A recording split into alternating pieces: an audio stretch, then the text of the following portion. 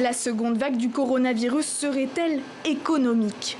Une récession mondiale historique s'annonce, baisse de 9,5% du produit intérieur brut aux États-Unis par rapport à la même période l'année dernière.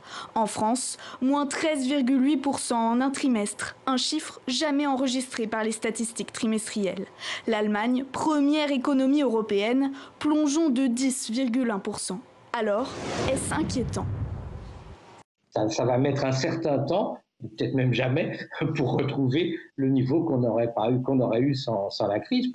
Un traumatisme économique, surtout en termes de perte d'emploi.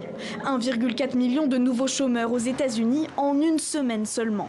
En France, jamais Pôle emploi n'a connu autant d'inscrits, plus de 6,6 millions. Avec quelles conséquences sur l'économie? Beaucoup de ménages ont des craintes sur l'évolution de leur emploi.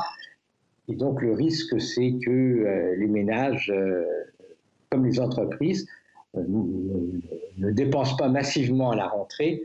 Alors chaque pays tente de soutenir les secteurs en crise, tourisme, automobile ou encore aéronautique. Les pays européens comptent notamment sur le plan de relance de 750 milliards d'euros décidé par les 27 pour provoquer un rebond de l'économie. Mais est-ce suffisant? Il faudrait lancer des secteurs qui s'inscrivent dans la transition écologique, la rénovation des logements, les énergies renouvelables, mais naturellement, ça prend du temps. Les prochains chiffres sont plus encourageants. En France, la consommation des ménages dépasse en juin son niveau d'avant-crise.